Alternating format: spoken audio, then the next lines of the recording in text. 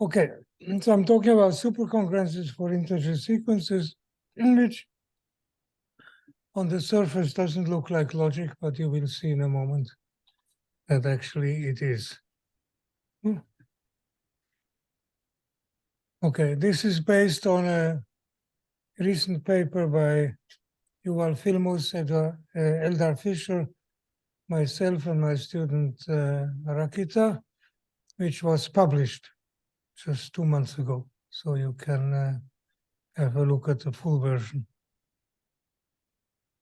Now, as I said on Monday, a classical notion in integer sequences is C-finiteness, which has all kinds of other names.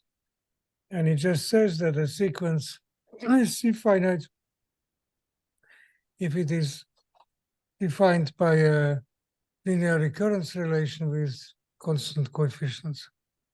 And they have other names: constant recursive sequences, linear recursive sequences, and so on.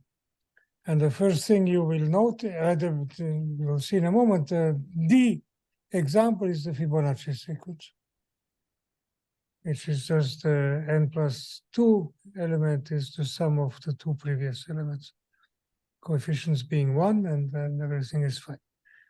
And they have limited growth.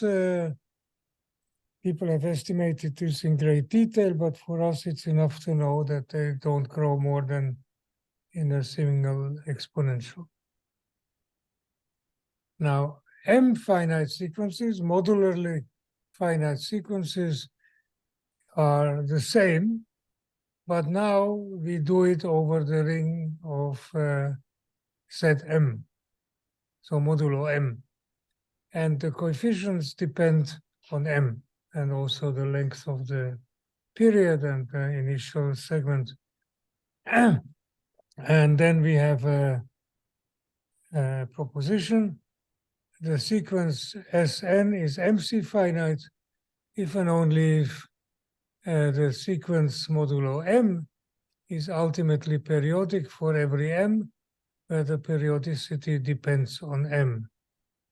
And MC-finiteness implies this periodicity, and the converse is not true if you are no, the converse is not obvious if you are not in a field, but it has been proven in 85 by Reitz and Sloan. So there are two ways of looking at it. You look at the sequence modulo M, and you simply look how it behaves. Now, the MC sequences have nice closure properties, which we don't need, but as you see, this is an interesting class of sequences. They are closed under multiplication with integers, under summation, under product, and under certain conditions under exponentiation, particularly in Bn tends to infinity, then An to the power of Bn is also MC-finite, provided both of them are. And you can show if A is a non-periodic subset of integers, say a constant, hence the MC-finite sequence, and let Pn be the sequence defined in this way, then you get a MC-finite sequence which oscillates. However, An to the Bn is not MC-finite. Now, why are those called supercongruences? Supercongruences appear in the literature for congruences of the form a sequence of n times a prime equals s of the prime modulo p or the power r. But recently, in a paper by Bandelier, they looked on the cases where we have C-finiteness for modulo M, big M for elements in M. And in our sense, then MC-finite is just where M, the capital M, are all the elements. So we use supercongruence in this last sense. And clearly, a sequence is C-finite and it is also MC-finite. And we shall see that the converse is not true.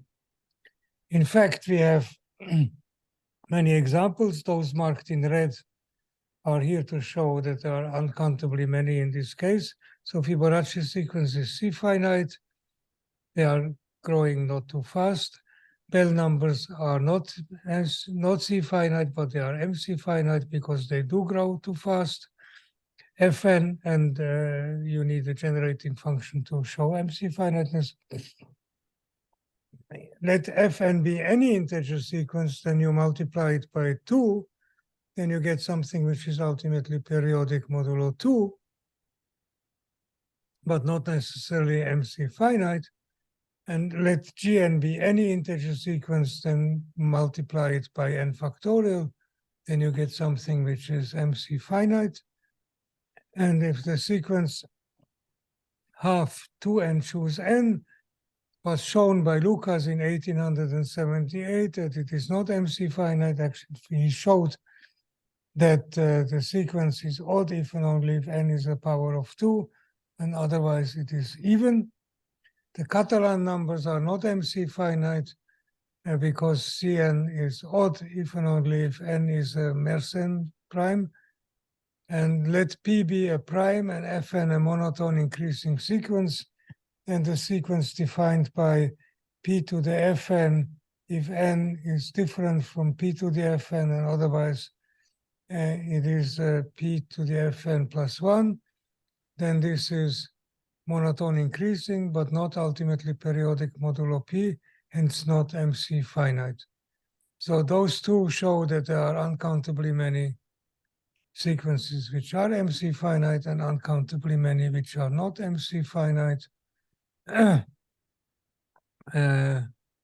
now the next thing is we're going to show is that almost all integer sequences are not MC-finite. This is to justify that the notion of MC-finiteness is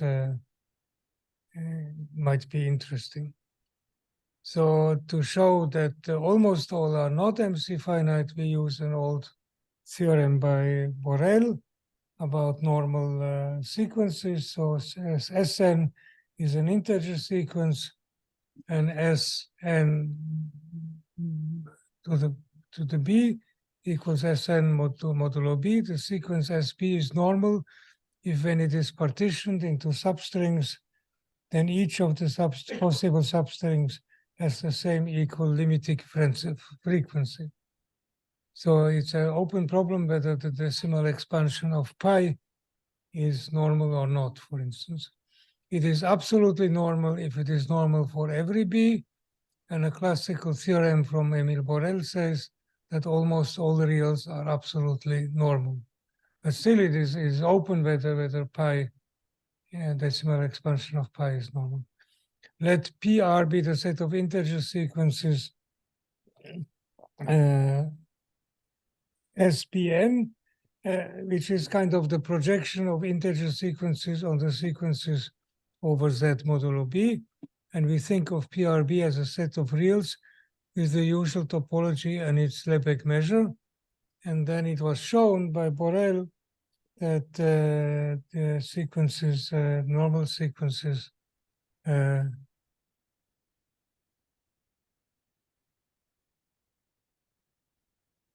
are rare.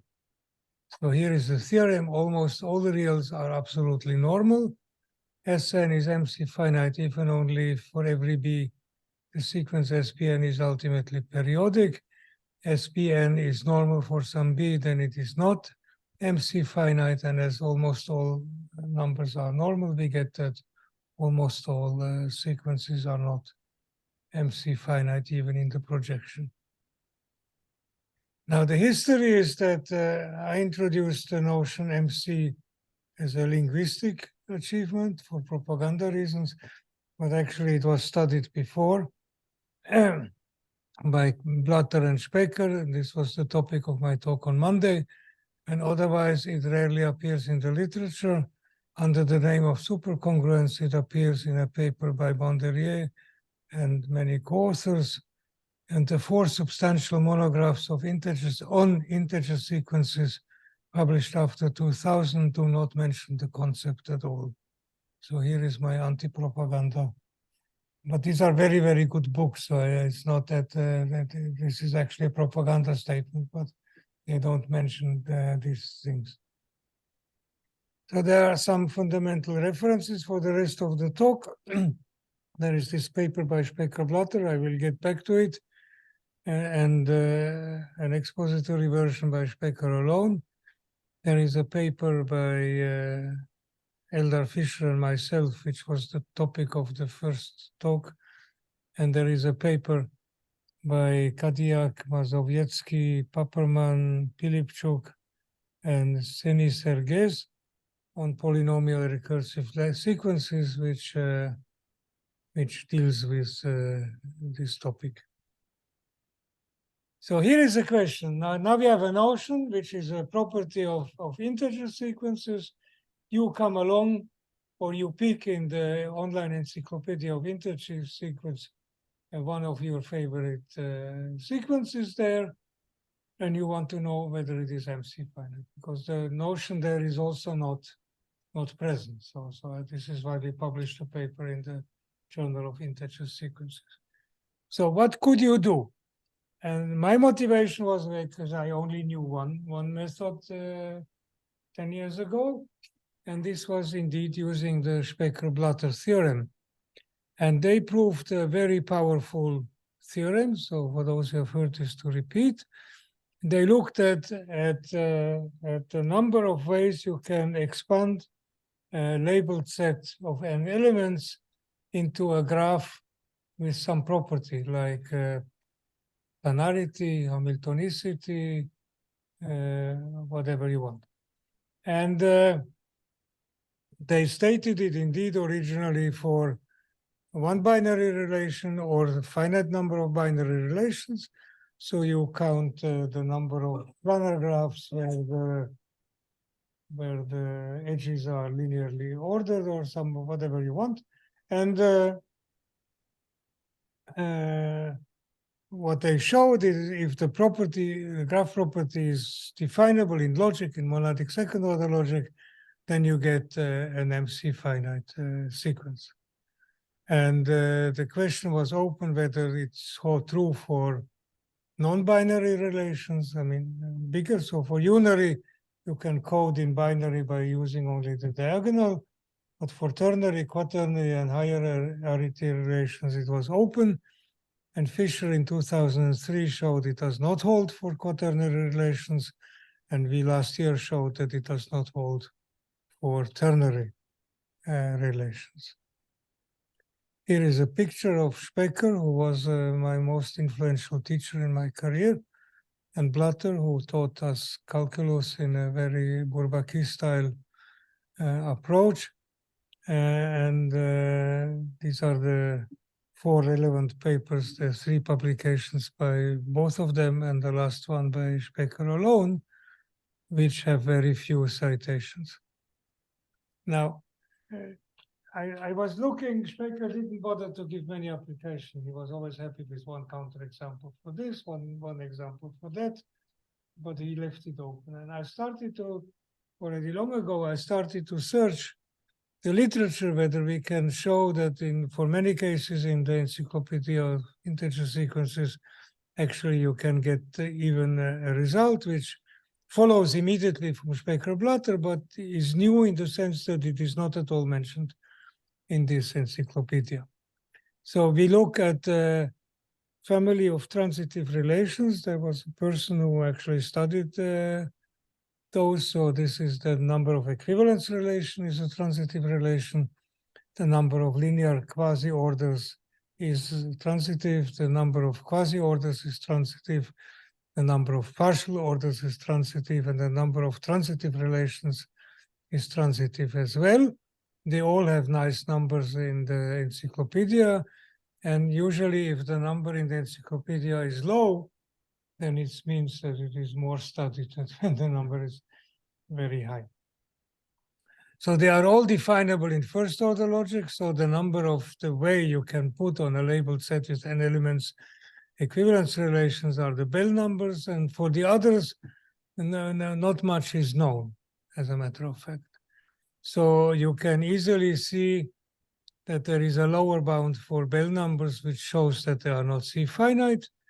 And the Bell numbers are the the smallest one, and they are ordered by Bell numbers, linear quasi-orders, partial orders, quasi-orders, transitive, and so for all of them, you immediately get that they are MC-finite, but not C-finite. And in a paper by Specker in his in the 1986 paper, he suggests in many known cases, MC-finiteness is a consequence of polynomial recurrence relations where pi are polynomials in Z of X. And for the factorial, this is obvious. And in general, this is not clear at all. So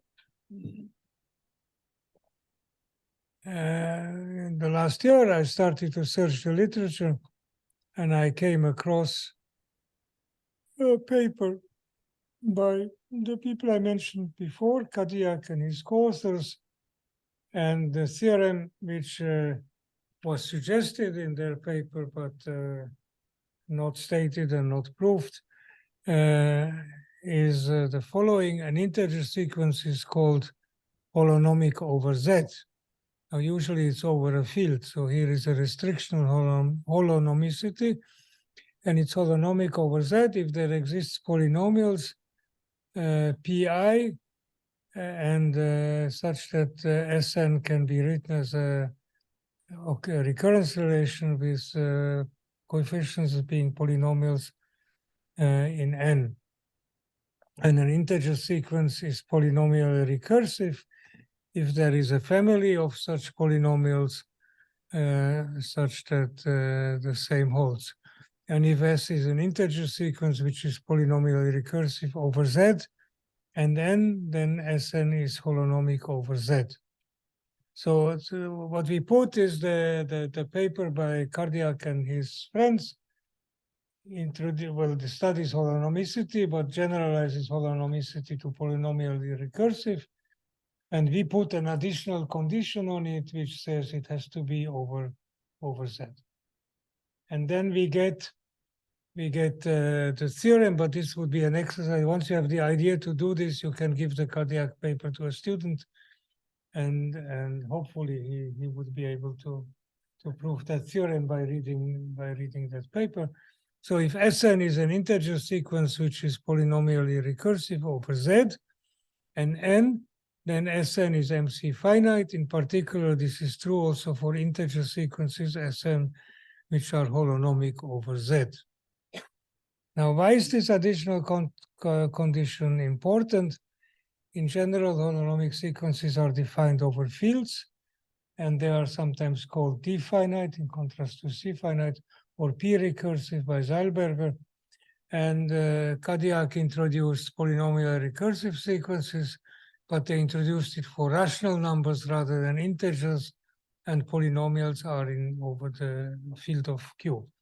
In both cases, one can prove weaker forms of supercongruence, but to get full MC-finiteness, the restrictions have to be over Z. And the reason is that if you take polynomial recursive in Q, then you can factor out or multiply out the quotients, but this gives gaps in the M. So this is really what happens. So they give these are examples with the exception of the last one, which are polynomially recursive. The sequence AN is factorial is obviously falls into this category. The sequence AN equals 2 to the 2 to the n is polynomially recursive. It is not holonomic, since Gerhold showed that every holonomic sequence has again a bounded growth, but is a bit more than exponential. It is easy to see that 2 to the 2 to the n is MC-finite by brute force, but it's also MC-finite by the Specker-Blatter theorem below, because it counts the number of ways one can interpret a unary predicate over n. So the Catalan numbers are Cn holonomic. This is well known in the literature. They are not holonomic over Z since they are not MC-finite. Furthermore, they are not polynomially recursive, even if we allow rational numbers. So this additional fine-tuning of the definitions is really capturing some subtle differences. The sequence n to the n is not polynomially recursive, but it is MC-finite by the Specker-Blatter theorem. And we show in our paper that the sequence, which has a high number in the online encyclopedia, a of 0 is 4, and a of n plus 1 is a n choose 2, is not MC-finite, but it's periodic modulo every odd number. So you can get gaps like this. So now, this was by chance. The Kadiak paper was published only 2 years ago. But now we have two methods of showing MC-finiteness. And you may wonder, which one should you use? Actually, we have three. One is always the brute force. And the brute force may be easy, like in the case of factorial, or it may be hard and you don't manage, or it may be messy, or whatever could happen. In contrast to this, the theorems with recursion and the theorem with definability are meta-theorems. They show MC-finiteness as an existence theorem, and the question would also be how difficult will it be to tickle out the coefficients. And the question would also be how much do you need? And sometimes without tickling out the coefficients, you can see that this has something to do with, you understand, like sonarity of graphs or something, or you are given the recursion because it was part of the definition of the sequence, and then you can handle it. But they are not always applicable to the same case. So that, to me, this is actually the most interesting part of this talk, is that there are sequences which you can show to be MC-finite where the recursion argument is not applicable, and there are sequences where the recursion argument is applicable and the definability argument is not. So let's see. The sequence n to the n, it counts the number of unary functions. So how many functions we have from an n element set to an n element set? 2 to the n, n to the n. So this is first order property of a binary relation, being a function, a unary function. And therefore, immediately from Specker-Blatter, you get that this is MC-finite. In this case, you might also get it by brute force. But the n to the n is not polynomially recursive, as was shown in the paper by Kadiak, and it can also be established, I said it before, by brute force. Now let's look at another case. The sequence defined recursively, which gives the number 2 to the 2 to the n, is polynomially recursive over Z, but it grows fast. So this can be easily shown to be MC-finite given the recursion I give here. And you cannot apply the Specker-Blatter theorem because it grows too fast. However, counting the number of k binary relations over n is bounded by 2 to the k n square, and theorem says Specker-Blatter cannot be applied. Again, MC-finiteness can also be established directly without much effort. Now here is an example which I also mentioned before, but to remind you of this, is a sequence which a very high number in the family, strange enough. It counts the number of regular simple graphs of n labeled nodes. The class of regular simple graphs on n labeled nodes is not even C MSOL definable using additional quantification, modular counting quantification, hence the Specker-Blatter theorem cannot be applied. Now, if you are curious, this is just a hint for general method of proving non-definability in monadic second-order logic. I should go to the paper, my paper with Thomas Kotek, which I give the reference, and you find it also on my archive listing. In contrast to this, R regular graphs are easily seen to be first-order definable. So let Rg regular n R count the number of labeled R regular graphs over n elements. Hence, the Specker-Blatter theorem immediately gives that this is MC-finite. Now, this sequence has been studied very intensively in the literature, and the existence of recurrences for fixed R is discussed in a paper by McKay from here, Australia, and the references cited therein. For R equals 2 or 3, this is a sequence with a lower number in the encyclopedia, and you can find, you can try to figure out this by hand. For 3 and 4, explicit recurrences were published by Reed and Wormald in 1970 and 1980. And for R equals 3, they give this explicit formula, which I challenge you to show that this is even an integer, or this is MC-finite, or just yes, whatever you want. Okay. You don't see anything. Okay, for R equals 5, a formula similar but much complicated was given by Goulden, but the recurrence for R equals 5 is linear, but it is very, very long. So it won't be useful to prove MC-finiteness. Now, Gessel showed that Rg and R is holonomic for every k, but we have not checked whether his holonomicity proof really gives it over Z. So if you have a student who want to keep him busy, make him read the Gessel paper and tickle out whether it can be modified to be over Z. Reed showed that Rgn4 is polynomially recursive, but again, we haven't read the paper to tickle out whether it is polynomially recursive over Z. But it may be also harder because you already know from the Specker-Blatter theorem that you don't have to tickle anything. The Specker-Blatter theorem seems to be the most suitable method to show that for each R, the sequence Rg and R is MC-finite.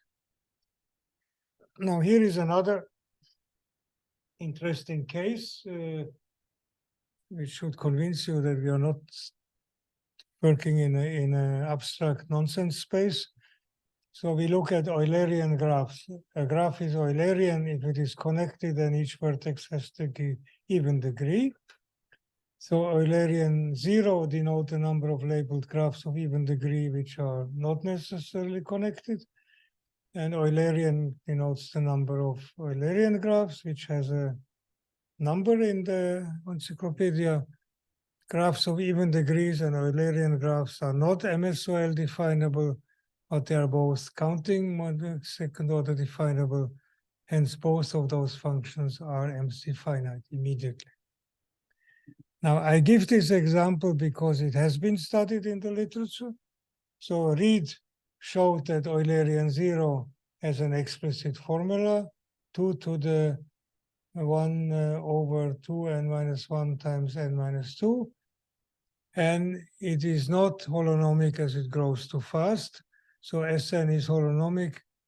This is a statement in the literature. Sn is holonomic, then it can be bounded by some function which I give here, c times n factorial to the power d. Eulerian 0 is polynomial recursive sequence over Z. Hence it is MC-finite. And using exponential generating functions, one can get from this also the expression for Eulerian. But again, from this you don't see whether it is MC-finite. So the Specker-Blatter theorem again seems to be the most suitable if you just want to establish MC-finiteness. Now, the reason why we actually got back to study this is a thing which was introduced by Broder long ago, which he called restricted Bell numbers. And he, for some reason of application, he defined the restricted Stirling numbers of the second kind. It is as R and K is the number of partitions of the set n plus R elements into K plus R non-empty blocks, with the additional condition that the first R elements are in distinct blocks. So maybe I should have written here R plus N, but it doesn't matter. The elements 1 up to R are called special elements, and the partitions where the first R elements are in distinct blocks are called R partitions. When dealing with definability, we view the special elements as hardwired constants. I'll explain this. And because they are fixed interpretations. And then Broder defines also the restricted Bell numbers as the sum over all the restricted Stirling numbers. And Brn is not C-finite as they grow asymptotically like Bn, which has to be shown. And strange enough, Jung, Mese, and Ramirez in a paper in 2018 showed that Brn is polynomially recursive sequence over Z without knowing all those definitions. And they give actually the recursion. So actually what they show is this, and then I interpret it as this. So what's the point of hardwired constants?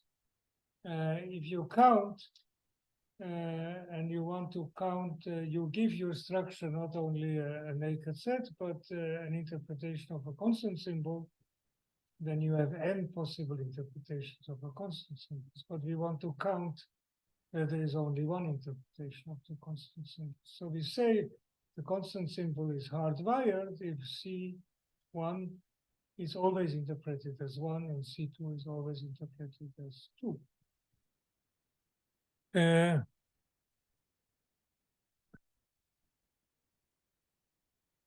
So Fischer, as I said already, showed that the Specker-Blatter theorem is not true if you allow quaternary relations. And we showed using hardwired constants that it is not true for ternary relation. But the point is that Specker-Blatter theorem remains true when adding a finite number of unary relation or a finite number of hardwired constants. And this is what we needed in a different context. And the proof that it works for hardwired constants is a bit awkward. I mean, you have to. The idea is to introduce a hardwired constant, and then you create a new structure with additional relations, but which are all unary and remain finite, and you apply the original Specker-Blatter theorem to this situation. So you have to show that your modification gives you a different class of structures, but the counting of possible interpretations remains the same. And actually it counts the number of structures with hardwired constants.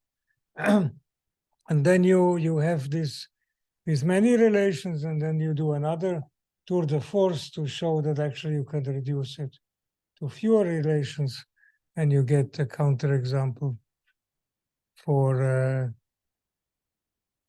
ternary relations. Now, to show you that this is much more powerful than Broder's theorem, is assume you want to count partial orders where the first R elements form an antichain or form a chain, or are in any kind of configuration of a partial order. And this may have all kinds of applications if you model things in deep learning, or I don't know what. I don't want to make propaganda like this, but to me it's enough that it's an interesting counting problem. And then therefore, and the properties can also be in monadic second order logic. So they can be, you take partial orders which are not necessarily connected, and they are in different components. So then you have to say that they are in, have to express this in monadic second order logic. Or they are all sitting in a bubble of even cardinality or something.